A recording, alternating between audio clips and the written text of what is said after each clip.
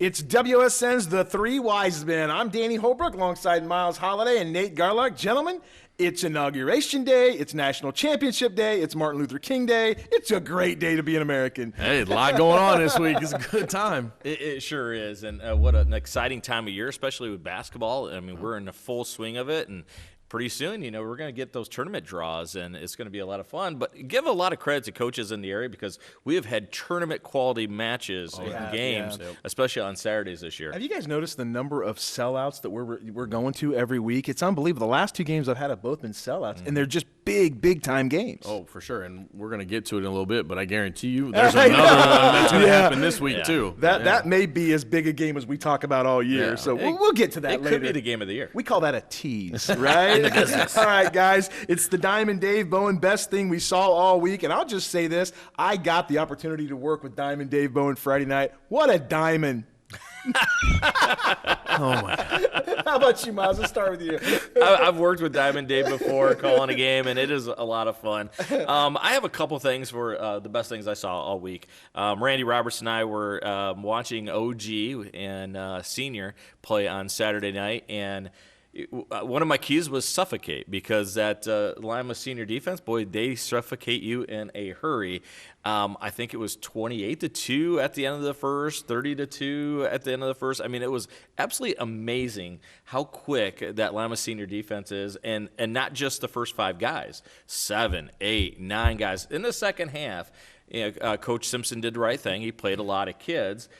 Even 9, 10, 11, 12 guys that got on the floor, just really unbelievable talent, unbelievable quickness. But Jaquel Cotton, he's going to go play at U of D. Absolute fantastic player.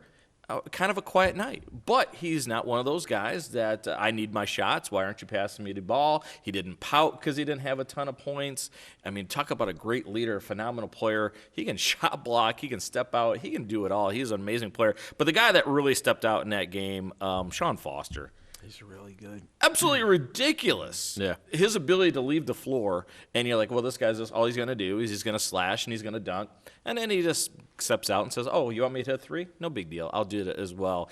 And then you forget, he's just a sophomore. Yeah. That's what's crazy about it. His skill level's off the charts. It is. It's insane. It's unbelievable. And we talk about all these other great guards in Northwest Ohio and Lima land. He's right up there with all of them. If he's not one or two, exactly. Then we're really ranking things wrong. But my second one, a little bit different. Jordan Blackburn at St. Mary's, right? They're struggling. 4-10 overall. They lost a one-shot buzzer beater to OG. They had a shot. They got it stopped. But that was a game that OG would get up by 9 points, and they're like, okay, OG's going to run away. This guy coached and coached and coached, used all his timeouts up early because he needed to, played like 5 different defenses. His ability to keep that team in that basketball game all night long was fantastic. St. Mary's, you might not win a ton of games this year, but just hold on. That guy's a fantastic coach. Yeah, I saw him against Marion Local. It was kind of the same thing. Where right now, St. Mary's is just working through a lot. They graduated a ton, new coach. Right. They just got a lot of stuff they're trying to get through. But the coaching doesn't ever stop. Even when the game gets out of hand, he's still coaching like they're still in it. He wants them to see what that's like, knowing when to come out and come out of those timeouts with the right play call, and still doing the little things. And he's trying to build that foundation right now for sure. Yeah, fantastic job. Yeah, I had a chance to work with one of the new guys at WSN. Austin Scott, and he had talked to Coach Blackburn before our ball game, and the things that Coach Blackburn was saying, unbelievable. Not just coach speak. I mean, he really got into the heart of what he believes is important in a program, and it was really refreshing to hear what this guy said. He has non-negotiables that I just love, and he doesn't waver from this stuff. He knows they're going to lose, and he doesn't have an issue with them losing as long as they follow this process. The guy's been a winner everywhere he's went. It was nice, too, to get that because a coach that opened up, normally,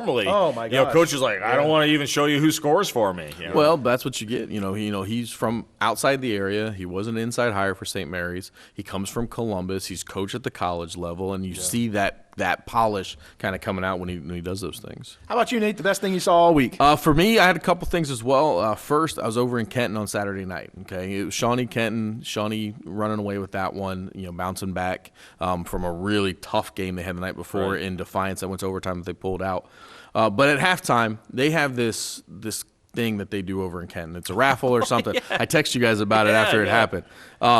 But ticket gets pulled. You take a 3-point shot and a half-point or a half-court shot. You get to win some money, right? Yeah. Well, whoever won it either didn't want to or couldn't, or there was something. They needed a proxy.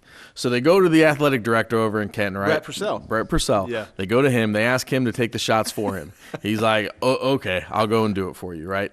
He goes out. Takes him 3 or 4 chances. He finally hits that 3-pointer, wins him $100. Nice. He has about 6 seconds left, so he takes his time. He goes back to the half court. He at the buzzer fires up the half court shot, drains it for $500. The AD steps in as the proxy, hits the big shot, wins one of the fans $600. The gym went insane. I bet. Did our camera crew catch it on video? We'll have to check with Jacob. I don't know if he was running during halftime or not, but the gym goes nuts. It was a great scene, and it's one of those things where sometimes things get lost in bad seasons. Ken's having a bad season. They're trying. They got some things that they got to work through over there. It hasn't been a lot of success, but the fans are still there. You guys talked about student sections last week on the show, right? Yeah. Kenton was one of the ones that you guys brought up. Yeah. They were all still there. The gym is still filled with people. The AD step it in. Everybody's still having fun. Everybody's still staying positive. And then, you get to win $600 by having your AD shoot some shots for you. You can't beat it. $600, if I was Brett Purcell, I'd have been like, they don't pay me that much. Run out that gym with it. And then my second one, I got to give a shout out. I coach quite a few things, and one of the things that I coach is swimming. I coach swimming over at Lima Senior. We had a big meet on Saturday, the Allen County Cup. It was a great meet. We had a good time. Set a lot of good times in that meet. But one of our swimmers, our sophomore, Angela Faraglia, she swims a lot of things. Very, very talented young lady. She's going to do great things in swimming. Nice. Set the school record Saturday in the 200 IM. A very difficult event to swim. You got to be able to swim all 4 strokes. She swims them all very proficiently. Wow. And just as a sophomore, she tied it on the first meet of the year. And then she finally was able to break it on Saturday, just the second time swimming it this season. So congratulations to her. We were happy to see her do that. Congratulations. That's awesome. Guys, for me, I had we don't very rarely get schools back-to-back each different week, but last week I had Delphos St. John's, Lima Central Catholic. This week I had Delphos St. John's, Marion Local. Yeah, tough ones to call. Yeah, it's really great. And that when you get Delphos St. John's back-to-back, it's easy to keep your notes, and it's all good. Well, guys, this week was incredible. The Marion Local game, and it was a 12-point Delphos St. John's win. But I tell you guys this, it was so much closer than that. It was back and forth the entire night. With about 6 minutes to go, Cam Elwer picks up his 4th foul. The Marion Local crowd went nuts. They went nuts. Sure. Yeah, the best player. Yeah. It's tied up, and we're in the booth, and I'm thinking, oh boy, here we go. What does Delphos St. John's do? They give the ball to a young man named Jackson Wiekert. Now, Jackson Wiekert is a good player. Right.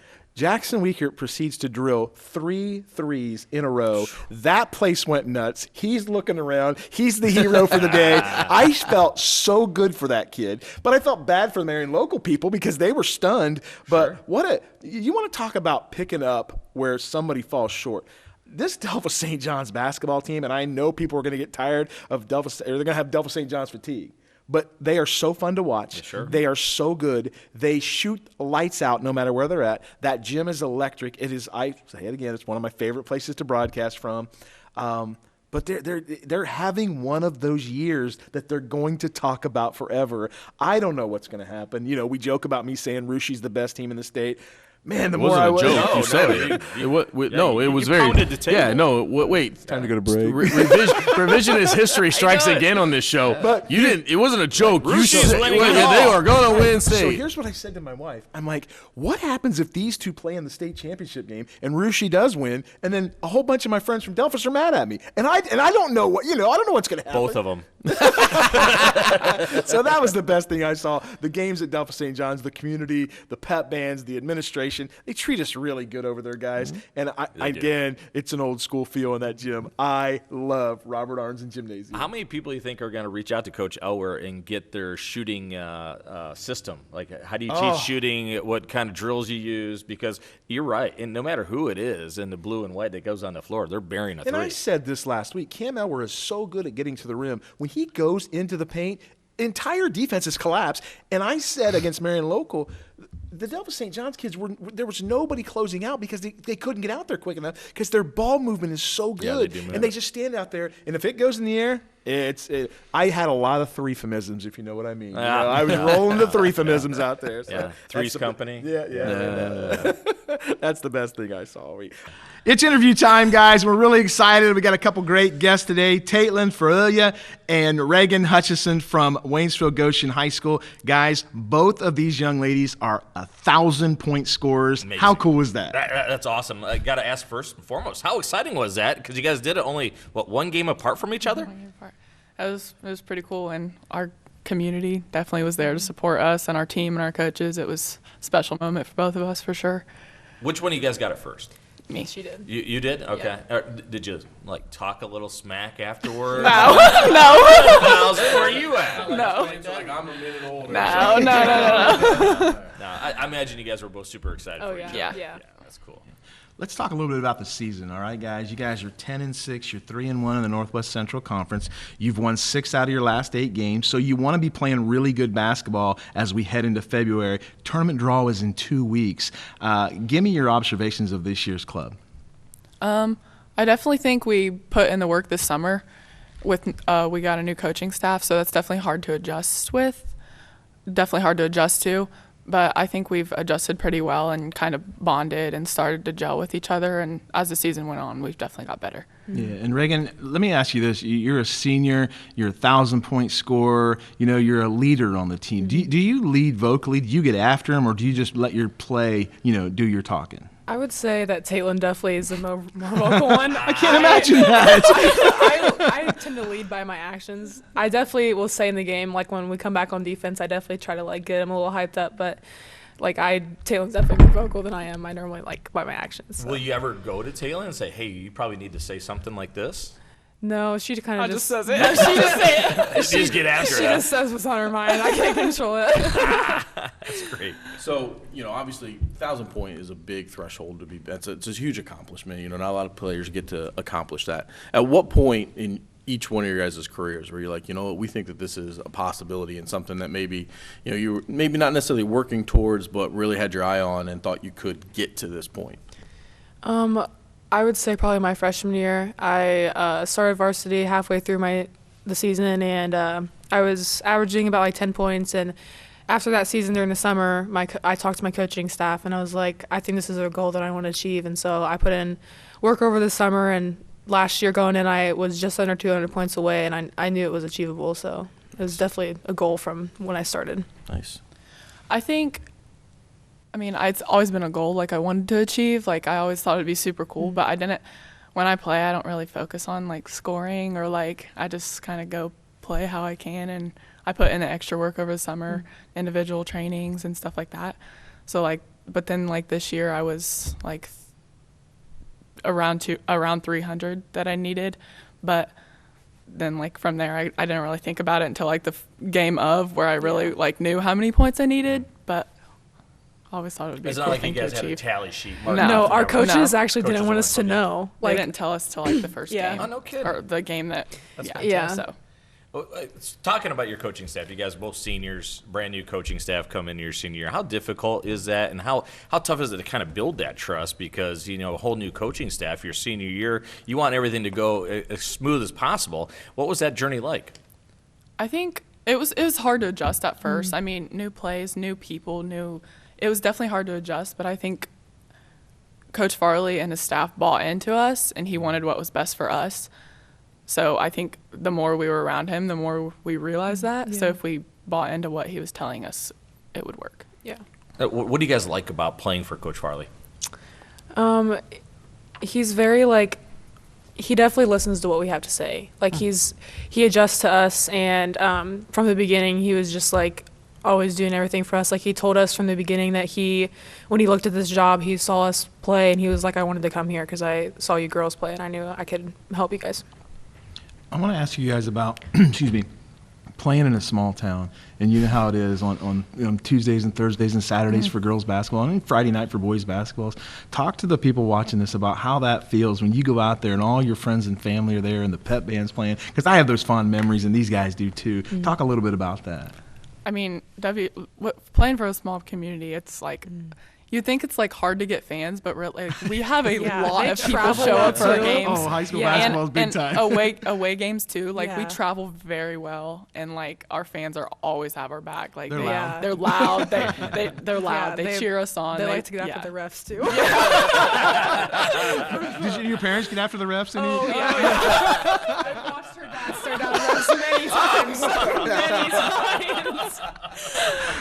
My dad stands up a couple times. You know, he's got his hands in the air yelling at the refs. It's a great time. A couple years ago, I was over at one of you guys' games, and you guys had the little dribblers out there and all those little girls. And when you guys came out on the floor, the way they looked at you, can you talk a little bit about that? What that means to be role models to these little kids? It is really cool. And like even when they'll see me in the hallways or something, like they just I'll be honest, I don't even know some of them. But they'll wave. It's really cool to know that little girls like that and boys look up to us. Yeah. Raegan, do you guys feel like you're setting a trail for other kids? Yeah, I feel like me and Tatelyn, like, we call ourselves like the Twin Towers, like dynamic duo over here. Yeah, it's very cool to be able to be role models for them. You know, so coming into this year as seniors, obviously you always want to go out on a high note. You want to have a successful season. But when you have a coaching change, there's a lot of unknowns, right? You don't know quite how things are going to go. There's a lot of questions, a lot of uncertainty. Coming in, that had to be a hard thing for you guys to kind of work through. You guys talked about all the time you put into the gym, though, and the team finally coming together. And whatever you guys have done as leaders and your coaching staff obviously is working. You guys are sitting atop the conference right now. You got a stretch coming up, though, that really is going to decide this conference. You got 3 straight conference games coming up. Where do you guys think you guys are right now as a team with all the changes and the seniors and everything heading into this, what it will end up being probably, you know, the most important stretch of games for you guys? You go ahead. I think we've definitely had a lot of ups and downs. Like the beginning of the season, like we were just kind of getting adjusted. It was like the first time we had put these new plays like really in set, and like the first half of the year was a struggle, but we came back from break and we really like started off with a bang. And we had a tough loss last week against North Baltimore. They were coming in 1-3. They really had nothing to lose, and so we are still 3-1. So we definitely have a lot of work to go, but I say that we've definitely improved over a short amount of time. Like we really started to gel together, and the coaches really we really just clicked like right after break, and it really is, all the puzzle pieces are coming together.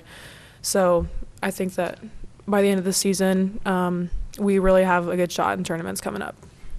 I think we had a tough loss to North Baltimore on Thursday. Like they were 1-3 in the conference before coming into the game. We were undefeated. Like they had nothing to lose. So it was just one of those games that, I mean, they were just playing, you know, like we were, but we worked the concession stand on Friday, and I think little things like that, doing as a team, like you have to move on. Yeah. You have to move on. Right. And we were all like laughing together and stuff. So we're ready to get back to work today, and So you guys like where you guys games. are right now as a team heading into the stretch? I mean, obviously you guys got Corey Ross and Ridgedale, and then a tough game against Elgin to finish that up. That might be what decides who's the conference champion. Yeah. Do you guys like where you guys are right now? I do. I think losing and like going through the ups and downs together, I think we've stuck together and like we're for each other every time we play on the court. So I think, and we get after it in practice. I like where we're at. Yeah, one thing I've noticed is that like we don't really care who scores. Like I've noticed like when we're in the game, we're all just like cheering on each other, and we all just like we share the ball very well. None of us are like trying to score all the points for ourselves. Like we all just don't care who gets it. We just want to win. What's the best part of this basketball team? What's the thing that people don't really recognize about you guys? We get along, and we're like we have fun together. We don't really argue. We don't we have fun together. We'll do things together. Like we laugh a lot, and we have fun. Can you guys tell us how you do that? Because we struggle with Danny a lot. He's got that score first mentality. Talk about The whole having fun thing is really difficult. So have you guys gave any thought to the fact that your names are going to be on that wall in the gym forever? I mean, there's a lot of 1,000-point scores up there, and you guys are going to join that club. Have you thought about that? Yeah. It's pretty cool, right? Like lately, it's pretty cool. Yeah. It's pretty cool. Well, it's that time of the show where I ask the question that everybody waits for, all right? And I think I may know the answer on this one for you guys, all right? So here it is. Everybody we have on here, I ask them the same question. What's the one school that you really, really enjoy beating? USV. I knew they were going to say that. My alma mater. I knew they were going to say that. But that's great. That's a great rivalry. That really is. Yeah, it it is. I mean, they're steely-eyed and just matter-of-factly intense. USV. You guys both said that loss bothered you, which is kind of cool that both of you are thinking the same way. And then you said we came back, we worked together as a team. What did you guys talk about after that loss with your teammates? You guys are the leaders on that team. I think that the officiating definitely wasn't the best, but I think it was helpful that Coach Farley came in the locker room and he was like, listen, I know that the refs were not in our favor, but we also did a lot of things that led to that loss too. And I think that really opened my eyes because I was just so frustrated that whole game because there was calls that did not go our way, and he was like, it made me realize there's a lot of things that we didn't do also. Like we didn't get the boards very well, and so we definitely took a lot of learning away from that game too. So did you have any words for the underclassmen? Did you say anything like, hey guys, we're still in this, there was one league loss? Yeah, there were several of us just bummed out and kind of still in shock that we lost that game because no one was going into that game thinking that we were going to lose. Little big head so maybe? Yeah, honestly, we probably were. It might have been a yeah. So yeah, we kind of just talked there were some tears, honestly. It was definitely a tough loss. I don't think half the team realized that they were 1-3 going in. Yeah. Really? So. Yeah. So we were like, we still have a chance. It's not over. But when you guys are finished with the season and hopefully you have a long tournament run and you put some banners up on the wall, what's the one thing you're going to remember about playing basketball at Waynesfield-Goshen? The fun that I had on the court. It was. Playing basketball is one of my favorite things, and the girls that I play with, they always make it awesome. So yeah, I think definitely my teammates, and we have fun together, and on and off the court, and I probably the fans too. They show up and they make it so fun. They always bring the energy. Our community is really good to us. All right, so a little bit of a serious question here for you guys. Why is Mr. Holbrook your favorite over there at Waynesfield-Goshen? Answer that. Why is Mr. Holbrook the best? Because I'm nice there? to them and they're smart. That's why. Is it the movies that he lets you guys watch? Is it just the unlimited free time in the classroom? No. What? No homework? Guys, it's been a pleasure having you. You guys are awesome. Thank you so much for coming in. Both of you, 1,000-point scorers. You got a winning basketball team. You guys are smart. You're intelligent. You guys are doing it the right way. We're really proud of you. So thanks for coming in, guys. Thank you. Thank you. Thanks, ladies. And we wish you nothing but success. Thank you. All right, guys, it's time to preview some great games on WSN. Let's start with Ladies Night Out. Thursday night, Ottawa Glandorf at Bath. Mark Shine, Kelsey Beimer. OG comes in with a sparkling 14-0 record against a 5-10 Bath squad. Now, in years past, fellas, this matchup would have been really, really hyped up. Bath is struggling right now. I'm sure they'll get it back together. They always do. But right now, OG's the king. And if you come at the king, you better not miss. Well, the queen, right? Yeah, the queen. It's the ladies, Yeah. Danny. You look at common opponents lately, right? OG beat up on Fort Laramie by 10. Fort Laramie beat Bath last week 49-26.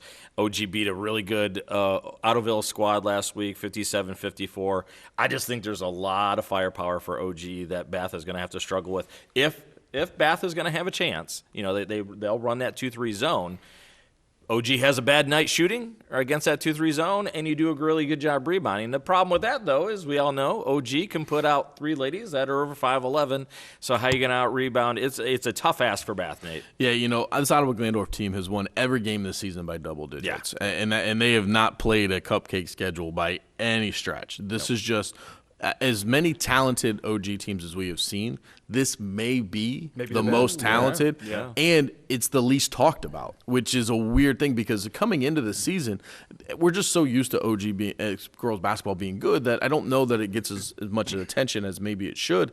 And so you didn't hear a bunch about it, right? But, you had Carson Erford coming in as a senior. Yeah. They got a lot of other players as well. Yeah. But they've kind of flown under the radar a little bit until maybe this Fort Loramie victory. And then it's that the eyes got open for a lot of people like, hey, this isn't just another good OG team. This is an excellent, above average, above what we've seen type of OG team.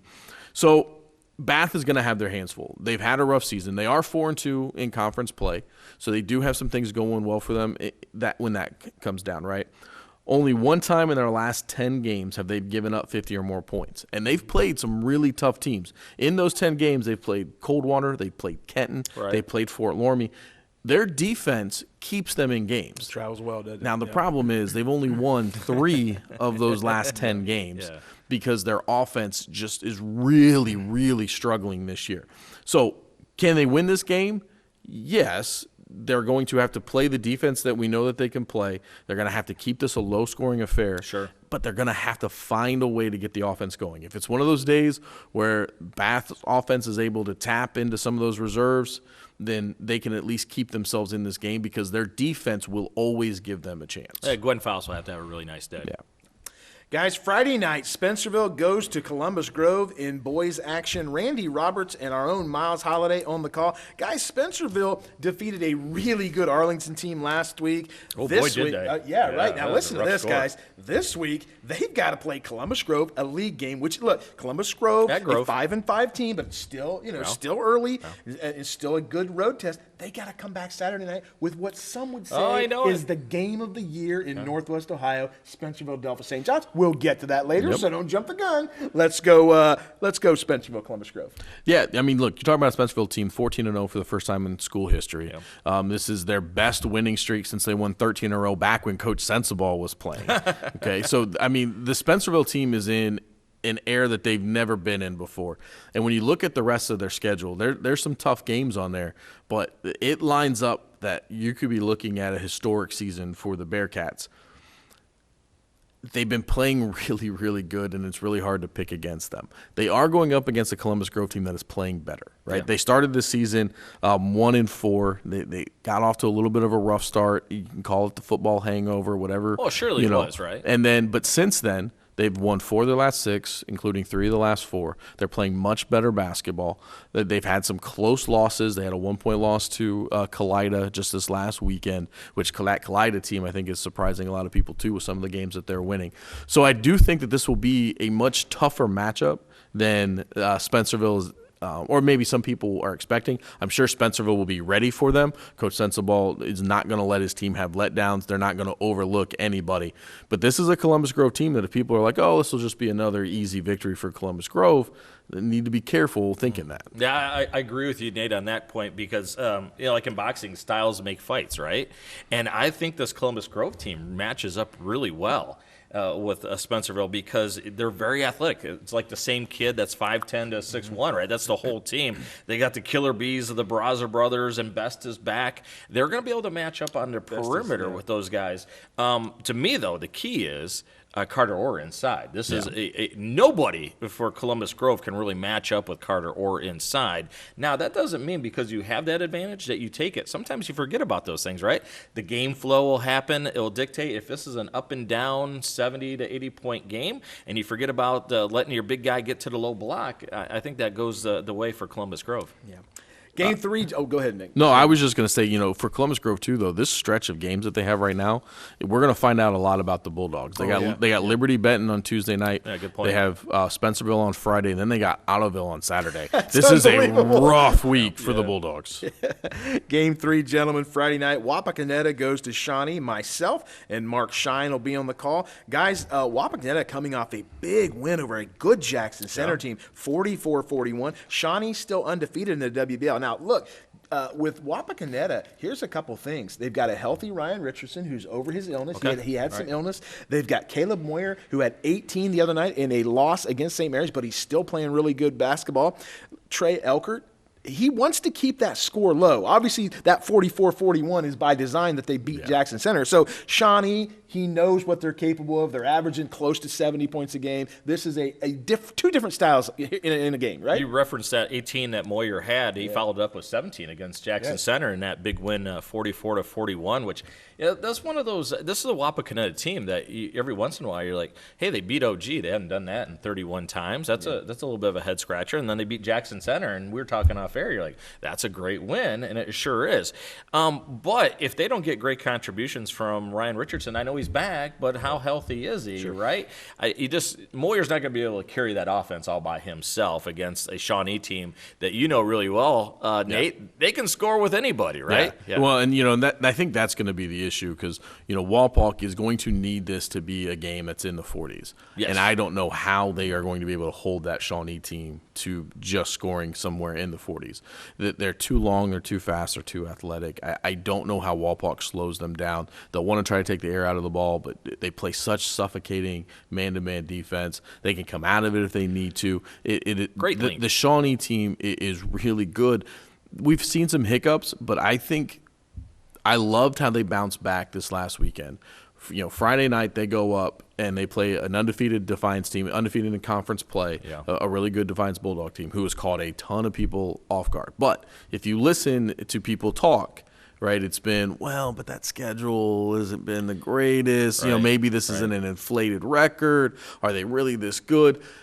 I would venture to guess, even people inside Defiance thought that game Friday night against Shawnee was going to go very differently than what it did. Defiance led that game, was in control, probably should have won that game. That's what everybody says. Turnovers at the end got them. And then Shawnee forces the overtime. They take over. They end up coming away with that conference victory to stay undefeated in the WBL. But there was no hangover at all against a down Kenton team. I mean, I'll give that to you. But they came out right from the gun. You talked about Lima Senior being up 24-2. In our announcer group chat, we're giving updates on scores. I see that.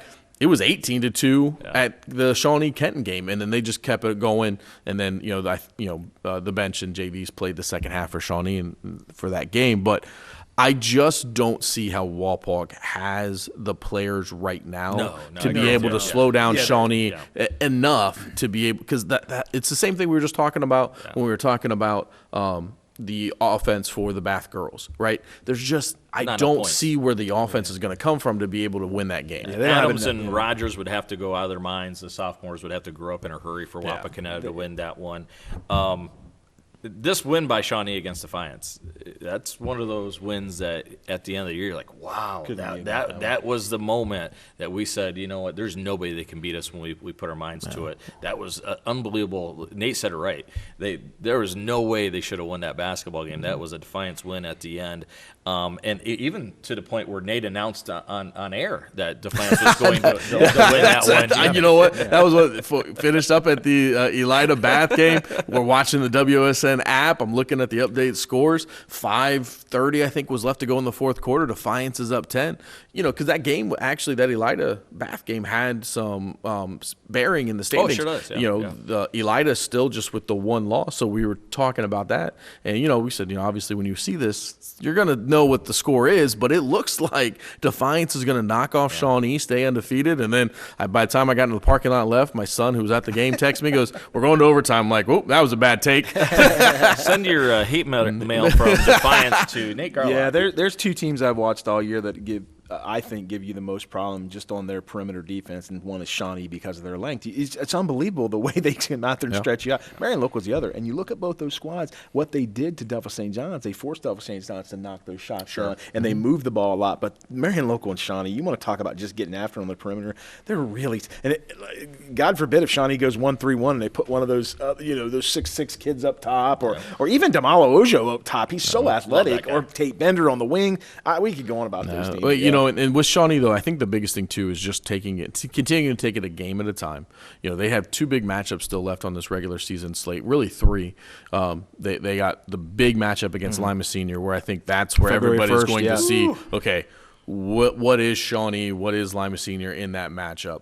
They also have a game against a very, very good Botkins team coming up. And then they finish the year with Wayne Trace, who it always gives everybody issue. Nobody right? ever wants to play Wayne Trace, right? No matter what, so especially good. your last game of the season going to tournament play.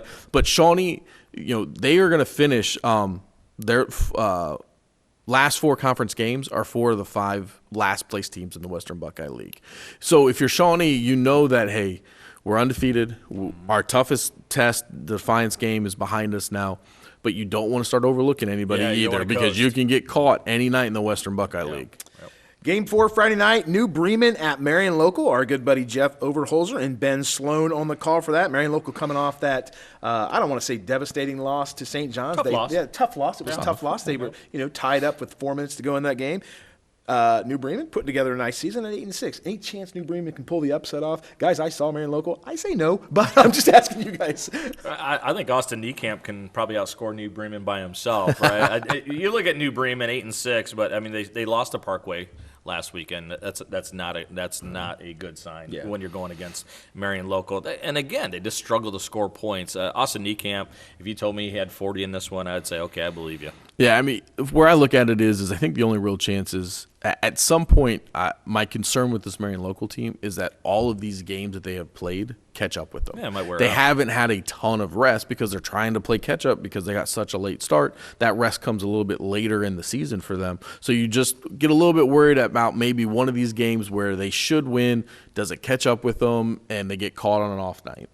Saturday night is a girls matchup. Ottoville at Jefferson. Our own Nate Garlock and Kelsey Beimer on the call. Guys, Ottoville comes in at 14-2. Obviously one of the best programs in Northwest Ohio. They just come off a loss to Ottoville-Glandorf. No shame in that. 67-54. And then you look at Delphus Jefferson. Guys, they're 6-8, but who wouldn't be with the losses they had from graduation? Oh, I know. They lost all state guards. They lost bigs. They lost everything. And hey, they're trying to get it together, and it's still a good program. Yeah, it's a tough week, too. Wayne Trace on Tuesday, the Winan sisters and Lexi Moore there for Good Wayne Trace basketball are players. fantastic. They have Crestview on Thursday, and then, of course, Ottoville on Saturday. Ottoville 14-2, fantastic team. They rebound the basketball really well. Here's what I think Jefferson could do. We've all watched pro wrestling, right? You remember that masked pro wrestler that you don't know who it is because they're wearing a mask? Liv Lindemann comes back, wears a mask. We don't know. It's the masked superstar guard. She gets in, helps them in this one. I think that's their only chance. Yeah, I mean, I think Jefferson just obviously not the same team with the losses that they've had. Losing Liv Lindemann absolutely is a devastating loss for any program. They also have to go through a new head coach as well, so a lot of change over there in Delphus. Doing a nice job trying to stay close, right? 6-8, right around that 500 mark. But they're going up against an Ottoville team that is just really, really good this year, and I expect them to win this game, but I won't count out Delphus Jefferson. They still have really good athletes. Those girls know what winning is like, and it cannot be overlooked. When you lose superstar players, Ottawa-Glandorf is going through it on the boys' side, right? When you lose a player that has just transcended your program, like Colin White did, like Liv Lindemann Once did. in a lifetime guy. Exactly. It takes a little bit of time, but there are still plenty of people in that program that were there. They know what the winning felt like. They know what it looked like. They knew what the effort took. And so you never want to say that, hey, they're done or they can't win these games, because they've won a lot of these big games as a team. Game 7, guys, Saturday night, the Bluffton Pirates, the Pandora Gilboa Rockets. Randy Roberts, Miles Holiday on the call. Guys, Bluffton coming off a tough weekend last week, losing a conference game to LCC, and then losing to, I think, one of the top 5-6 teams in Northwest Ohio, and Liberty Benton. They're really good. They go to overtime at home. They lose that. Pandora Gilboa, steady as she goes. There's another team that lost a lot last year to graduation. They're 8-5, but only, still in the league hunt. Yeah, I mean, everything you just said pretty much, right? Back-to-back losses. It was a really rough weekend. Those were close games. I don't know.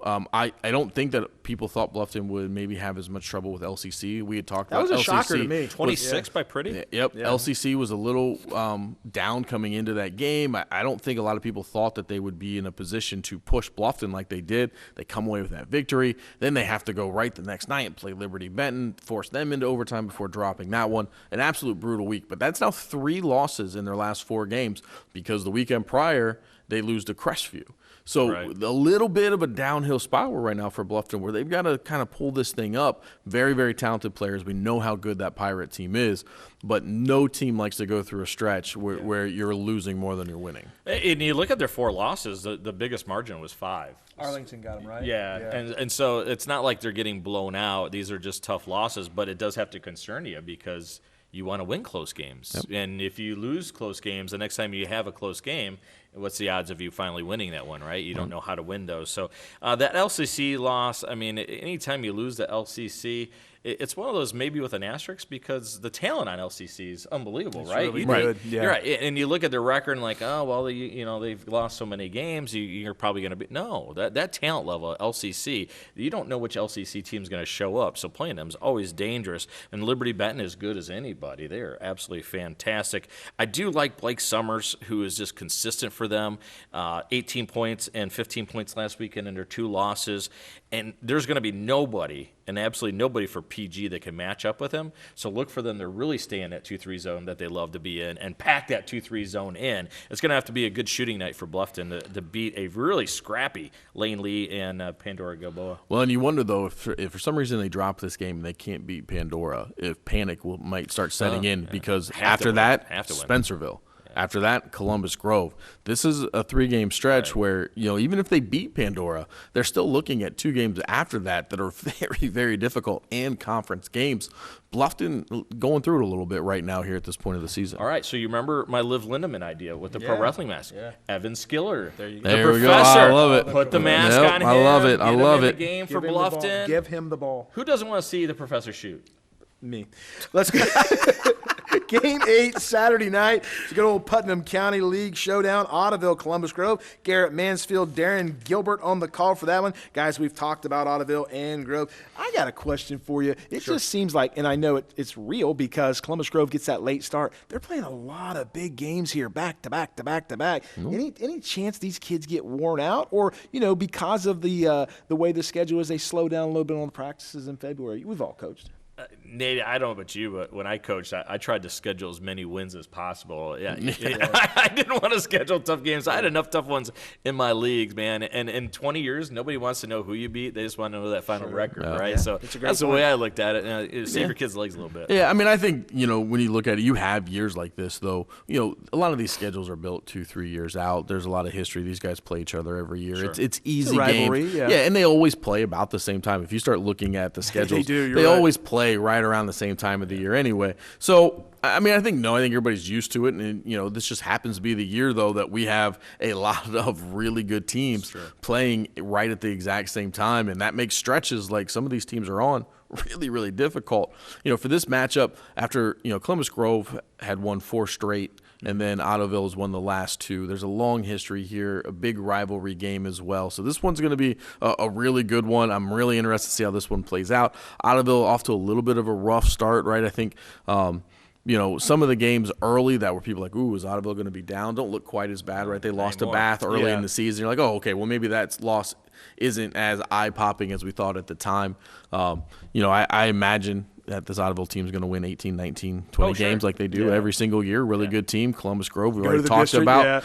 They're getting better at this point. This is a tough stretch for them as well. We'll find out a lot about this Columbus Grove team at the end of this game. Danny, I think if this game is played between the 3-point lines, meaning Columbus Grove uses their quickness to make it a sloppy game in the middle of the floor, that's going to help them win. If Ottoville can make it a half-court game, we all know that Columbus Grove's not really big. Ottoville's got some pretty good size inside. That's how they win that basketball game. Post first guards. There you go. Guys, Game 9, what a matchup. I like to refer to this game as the Miss America runner-up because, and I'll tell you why. Now I'll tell you why. Because if either Patrick Kamler or Mark Shine can't fulfill their obligations, I hope they call Danny Hopper. You guys ever get those games where your name's not on there? You're like, please call me Nick, please call me. Hey, there might have been some games where I've texted them, hey, if something happens and they can't make it, I am free that weekend. Nick, absolutely. I got nothing going on Saturday night. Guys, this is the game of the year. You guys do it all wrong. You say, Mark Shine's going to have a flat tire. I genuinely get excited about matchups like this. These are and we're going to talk later on, these are two of my top 3 teams in my top 3. Yeah. And I don't think we Really? can disagree. Yeah. I don't are think- number one? Yeah, I don't Really? think we'll disagree with that. What a matchup. I'm not even going to call this one because I don't know who's going to win it. I really don't. Oh boy, It's a good thing Rushi's not playing because you know which one to I'd pick. call that one. It's going to be a sellout, and unfortunately, I have a game that night, or else I'd figure out a way to sneak in, right? Because this is one of those games that's I don't fantastic. have a game Saturday night.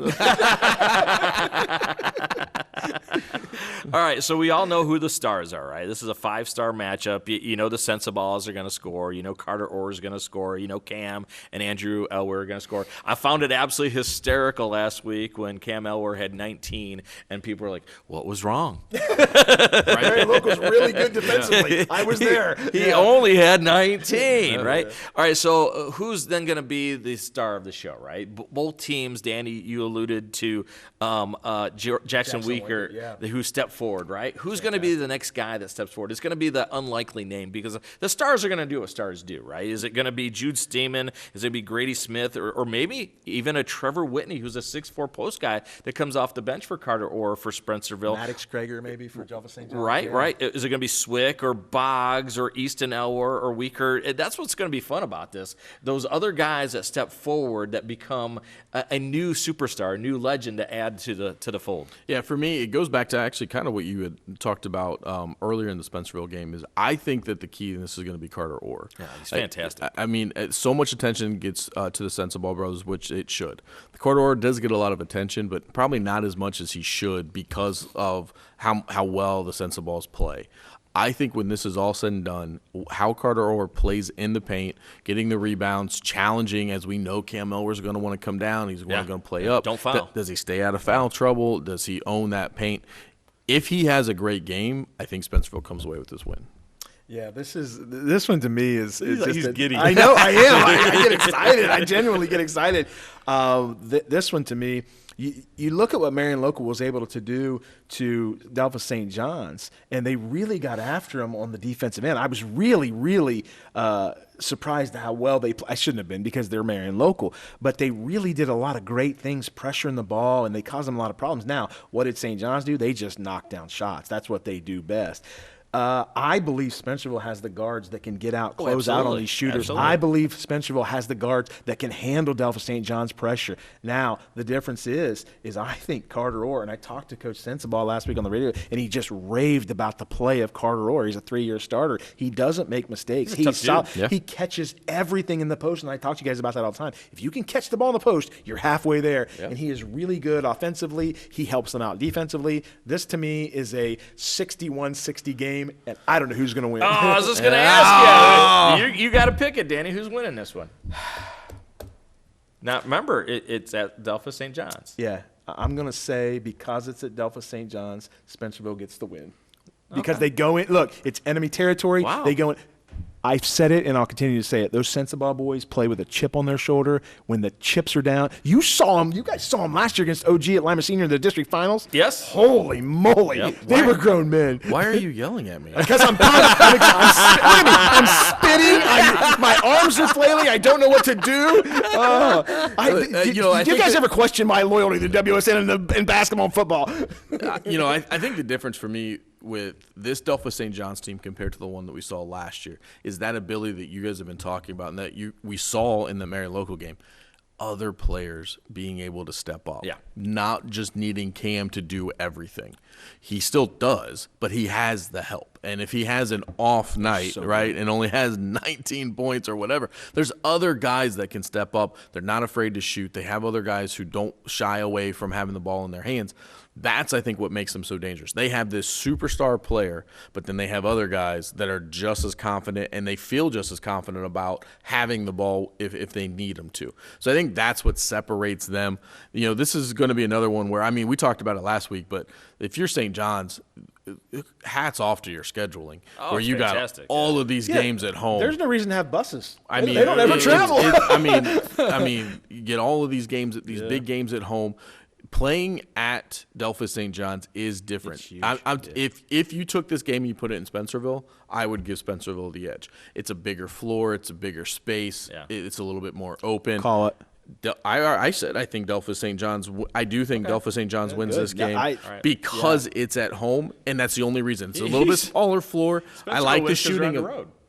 Well, I just said because of the chip on the shoulder. But I completely agree. With that's the only thing that I think separates them right now is home court. If you put this game in a neutral site, I don't know, but we don't talk about that. So St. John's, I'm giving St. John's the nod only because they're at Delphus St. John's. That's the only reason. Tiebreaker Miles. All right, a tiebreaker Miles. That's my new nickname.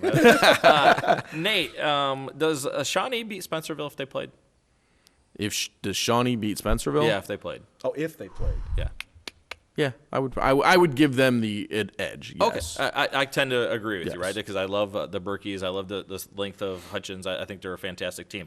Well, DSJ beat Shawnee, right? Correct. So that right there, I thought that was an unbelievable win.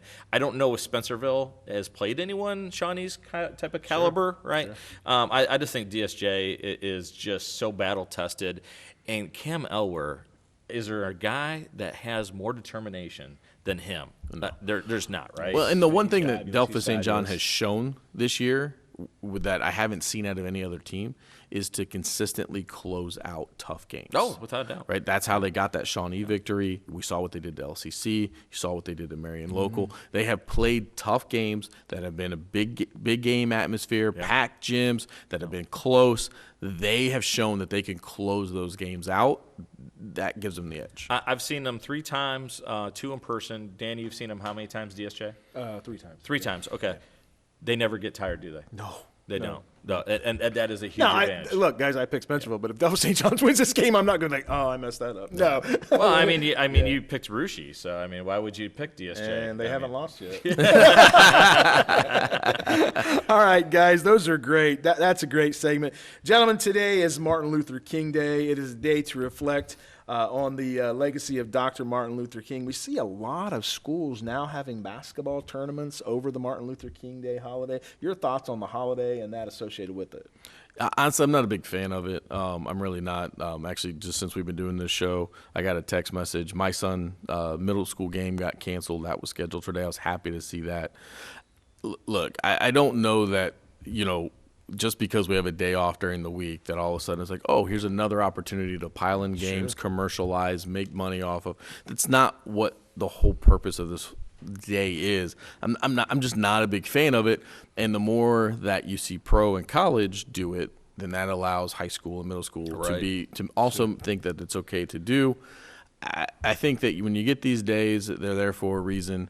You're not surrounding the day. These games aren't being brought to you and surrounding it with, Martin Luther King Jr. Rhetoric and things. It's just, we're going to play a game and we're just treating today like any other day. Yeah. And we do that with a lot of holidays and a lot of other things, and I'm just not a big fan of it. These holidays exist for a reason. I don't think that reason is so we can pile tournaments and games and, exposure onto it. I agree with you wholeheartedly. With one caveat, right? Make sure it is about Martin Luther King. I've been to Martin Luther King classics where they don't even mention Martin Luther King's name, right? Right.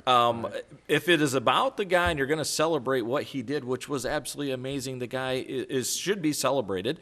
Do something between games that, hey guys, Dr. King did this. Have a little something. Don't just put on a T-shirt and say we're going to play basketball in memory of Dr. King and then never talk about Dr. King at all. Make sure it is an event that we're going to push that agenda, which is a tremendous thing. Push that forward so then we really remember what this day is for, not just that we have a day off. Let's go play basketball. Right. Well, and I think that's a much better way of putting what I was saying is because thank you. If you're because if you're going to do it and you're going to use your platform to bring eyes to something, that's great. Bring attention to what Dr. King did. Absolutely. Yes. That's the whole purpose. But if you're not, or if you're just going to use it as an excuse to try to commercialize and make money and put a game on a day, you're completely nullifying the day. And that just doesn't sit right with me. I think some schools do it because they know that everybody's off that day. The gyms may come full, there's money, the kids, It doesn't sit right. All right, guys, it's time to name our top 3 teams in Lima Land and who our Stolly Superstar of the Week is. Let's start with you, Miles. All right. Well, I'm going to steal a couple of Danny's here. Although he's a big fan of Rushi, I'm going to still go with DSJ. And I'm going to go with Spencerville, who Danny picked to beat DSJ, right? Those are easy ones, right? Yeah. And then, fellas, I just wish we could get Senior and DSJ and Spencerville to all play, wouldn't it? The athleticism and the guard play that you see out of those 3 teams, it's just absolutely crazy. I've seen Senior play 3 times now, and the amount of talent that Quincy Simpson has there, 1 through 12, is just absolutely ridiculous. How about this, Miles? Forget about a regular season game. I just want to go in Lima Senior's gym in about mid-July when it's 97 and have those 3 teams come in there and just run full court. With the guards out there on those 3 teams, forget about it. I don't want to be in there when it's 97 and you're wearing a tank top, though. I may just take it off, the tank top, yeah. So same top 2 for me, Delphos St. John's and Spencerville. Those are the easy choices right now. For me, though, my 3rd team is actually that Ottawa-Glandorf girls team. Nice. That team is phenomenal. They beat a lot of the guys around here. Yes, I love that team. I love what they're doing. I can't say enough about how big of an impact that win against Fort Loramie had on me and how I view this team, and I think a lot of other people feel the same way. This Ottawa-Glandorf girls team, once again, having an incredible year, and I don't see it ending anytime soon. Guys, for me, stealing from Miles here, I'm going Delphos St. John's, Spencerville, and Lima Senior. I look at those 3 teams, and I look at the guard play, and it's as good as I've ever seen in Northwest Ohio. I kid you not. I've been watching basketball my whole life. I've played basketball. I've coached basketball. I've called These guards are as good as I've ever seen. And when I say that, I don't say that lightly. Cam Elwer is a Division I prospect. I don't know what the Sensabaugh boys are going to do, but they just keep setting records. Yep. And I know what the kids at Lima Senior are doing because they're going D1 every year.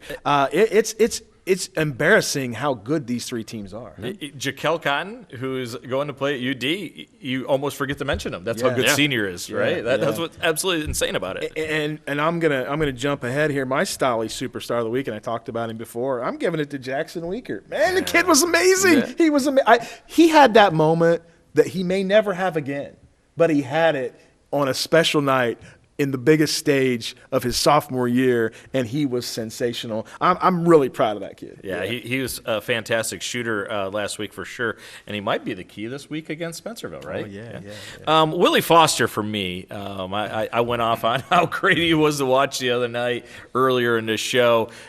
He's got the sweet hair. He's got the great shoes. He's got the game to match. He's got handles, steps out and just calmly buries a 3. Plus, he's just like even keeled. I mean, you just look at him. He's like the Terminator out there, just is so even-keeled, absolutely jumps out of the gym. They tried to run a backdoor alley-oop against OG's 2-3 zone, and it was a bad pass, and he still almost – you could see him. He wanted to grab the rim and grab it and just dunk it. His hops are crazy. There can be no gravity in Lima Senior's gym because those guys just rise and rise and listen, rise. It's not just that gym.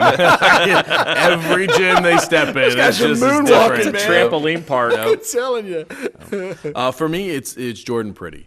The weekend that LCC had, that was a big weekend for them and for kind of trying to right the ship. They'd been on a little bit of a downturn, really struggling, losing games that they probably shouldn't have been losing. Jordan Pretty took over this weekend. He had 24 points against Bluffton, came back the next night, 26 points against Elida. Yeah. That was a big weekend for LCC. That I think a lot of people thought that they were potentially going to be 0-2 and not really sure where the status of the program would be after that. And Jordan Pretty changed all the talk around LCC right now. Yeah, you look at that program, guys, and they were reeling before last weekend. Sure they were. had lost several games in a row. We had talked about them on the show the week before. You want to talk about leadership? Jordan Pretty just goes about his business. Yep. I really like that kid. Yep. He's one of my top 4 or 5 guards around here.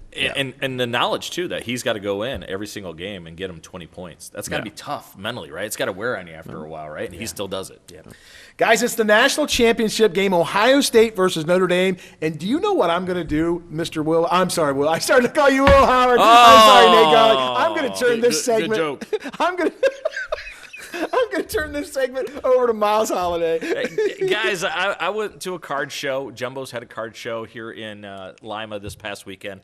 And I was walking around a card show, and I found some Ohio State cards. And I thought it would be fun. I'm going to give you guys a Buckeye card, and then you're going to tell me in your mind how important this guy's been for the Buckeyes' run through the season and hopefully to win a national title. And we haven't. Right. We didn't prep any. No. of this yet. And so, Danny, I will start with you. Okay.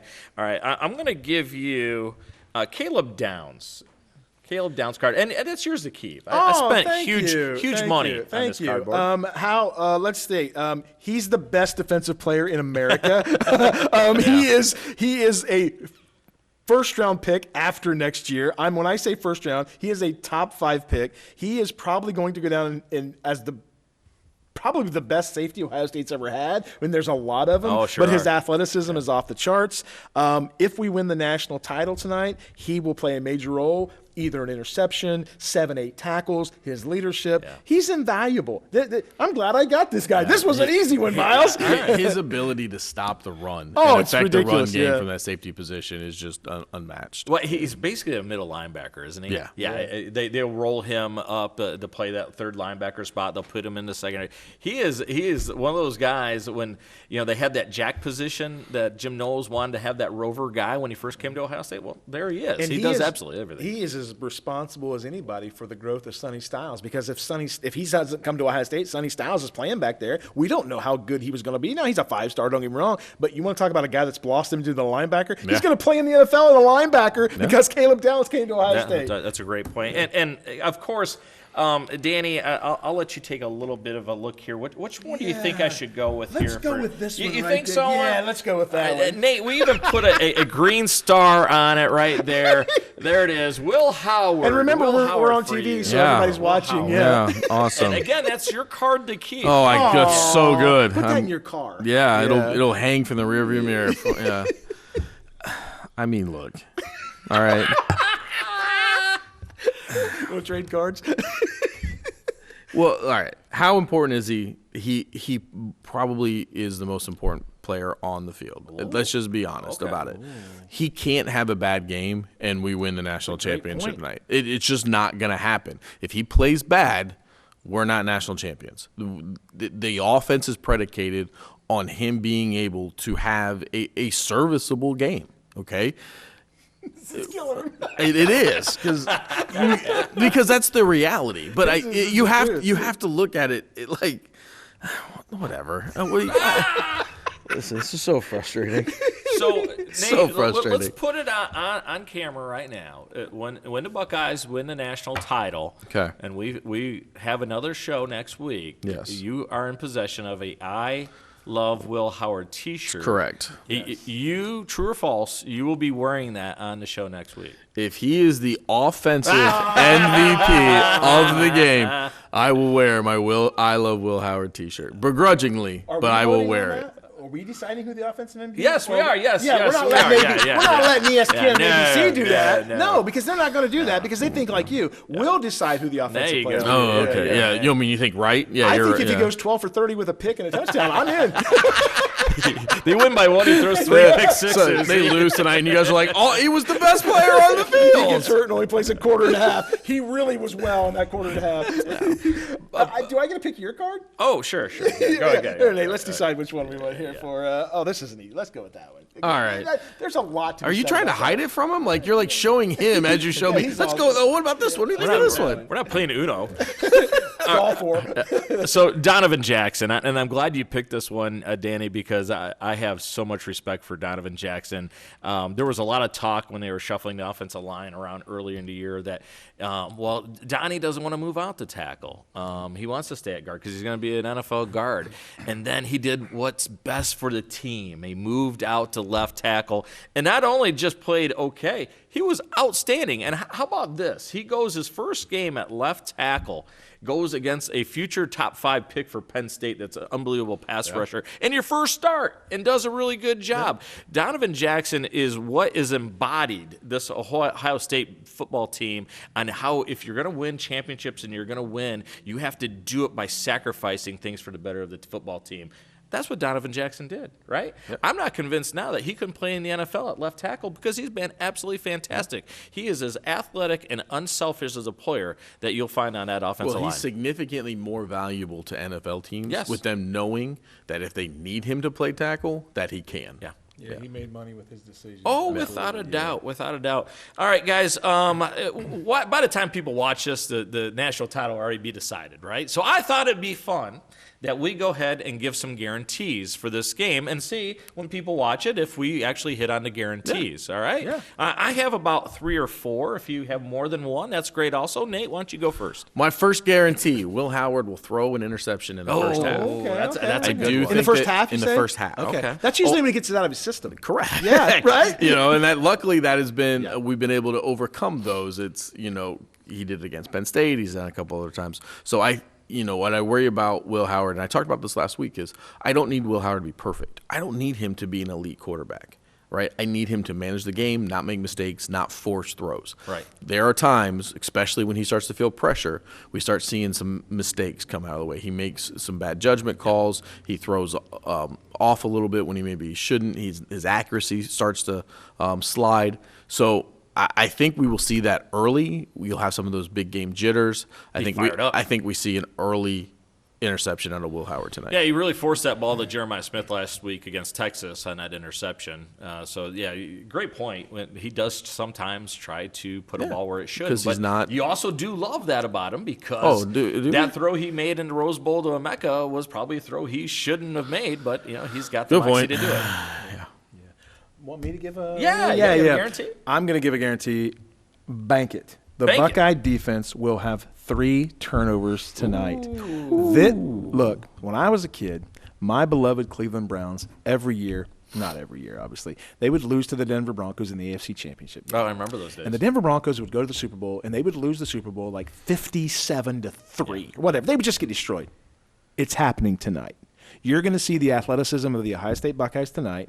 It is going to be a 51-10, a 45-14. It is going to be an absolute, we have better athletes, we have better players. You guys are going to try to play man-to-man against us. It's not going to happen. They're going to be in flux. They're not going to understand what's happening to them. They're going to turn the ball over. There's going to be infighting. You're going to see Marcus Freeman's inexperience. Wow. Buckeyes are going to roll on this one. I know I sound like an arrogant fan, but I have watched you do. 100%. Absolutely. I have watched a ton of Notre Dame Ohio State stuff this week. I can't see us losing this game. I hope I'm right. If I'm wrong, we can edit all this. Jerry Faust is not on that Notre Dame sideline. All right, Nate, do you have more? Because I do. Okay, cool. All right, I have one right here. Jeremiah Smith will score a TD. Oh, I know. Way to go, Nostradamus. I know. Karnak. He'll have more than one catch that he had last week. All right. I'll give you a couple other ones here. Then I'll let Nate. Ryan Day will find Lou Holtz after the game. No. I'm sorry. I'll give you another one. All right. Chris Fowler will not say a crimson wave. No. How about that at the Rose Bowl? How about that? A crimson wave. All right, Nate, go ahead. My second guarantee is I think that Emeka Egbuka has more receiving yards than Jeremiah Smith when this one's over. Needs 3 catches and 95 yards to be the all-time leading receiver in both categories for the Buckeyes. About Game 7 next year, where you guys are going to sit back and realize how good Emeka Egbuka Oh, he was outstanding. Because he was a 4-year player that was just outstanding. What are you talking about? We know how good he is. No one's here saying he's bad. I just said he's going to have more. He's talking to the audience. Oh, he's talking to the masses? Okay, because I'm like, yeah. we agree. Because what I think is going to happen is I do think there's been all this talk about Notre Dame playing man-to-man, going to play man-to-man. We're going to play man-to-man. We're not going to change what we're doing. If that is true, Marcus Freeman's not this coaching savant that we think bizarre, he is. Isn't it? It's bizarre. Right? So I don't think that they may show it early, maybe just to see, but then when it doesn't work, I think they're gonna have a backup plan. Well, I don't disagree with you, but I think at that point, though, they're going to start trying to bracket Jeremiah. They're going to take a page out of what they saw worked last game, and I think that's going to open up a lot of things for Egbuka. I think he's going to ultimately, when it's all said and done, I think he's going to have a nice final game to his Ohio State career. I think he sets the records that he needs to set, and I think he ultimately will end up having more receiving yards than Jeremiah Smith. Not because Jeremiah Smith did anything wrong, not because I think he's going to have a bad game. I just think that the way that Notre Dame is going to play them is going to allow for a lot more open looks to Ibuka than to Boy, Smith. I hope so. Do you have another guarantee? I do Daniel? not. Those are my two guarantees. okay. I have. All right. 3 turnovers in the win. I have 2 more. Do you have any? No. Okay. The last 2, all right? I'll save the best for last. At some point in time when Ohio State is celebrating on the field, a reporter's going to say, how does this feel? How does this taste to win the national title? Probably Spencer. Yeah. And one Buckeye will say, it's magically delicious. Because of the Lucky leprechaun. Charms! Lucky Charms. Yes. Yes. Top All of the right. morning to you, Nate. The last one, though, and I quit. I'm off this I show. really guarantee this. This used to be something in commonplace. You win the Super Bowl, you win the national title, players carried the coach off the field. Remember that? Yeah. Kind of disappeared, right? It returns tonight. These Buckeyes, these senior class especially, love Ryan Day. You'll see JT and you'll see Jack Sawyer carry Ryan Day off the field tonight when the Buckeyes win it. It'll be a good day. It'll be a great day. You know what though? I that will be a sight that would resonate with Ohio State fans everywhere. With the last couple of years, all the stuff with Michigan, all the things that the program has gone through, and the ups and downs, and losing games that count, and all the heat on Day. And a month ago we're like, he's going to get fired because he's going to lose to Tennessee, and then if he finishes it with a national championship, which was what we were promised almost a year ago, We were. that's a good way to end it. I I'll give agree you with you. one more guarantee. Oh, that now I he's just got thought another. of. All right. That our good buddy Desmond Howard will continue to beat the drum of the Buckeyes bought this title. I promise you that. He will sneak that in there a few times. Which is, I do like the rhetoric that at least we've been starting to see, right? Kurt Herbstreit's starting to get a little bit more vocal with it. This team is filled with 3- and 4-year members. Yeah, there's some players that we've brought in, but everybody else has been here for 3 or 4 years. What are you talking about? Next year, Desmond should use a red nose, right? Exactly. Because he's such a clown. Thanks for joining us. You've been watching WSN's 3 Wise Men. We'll be back next week.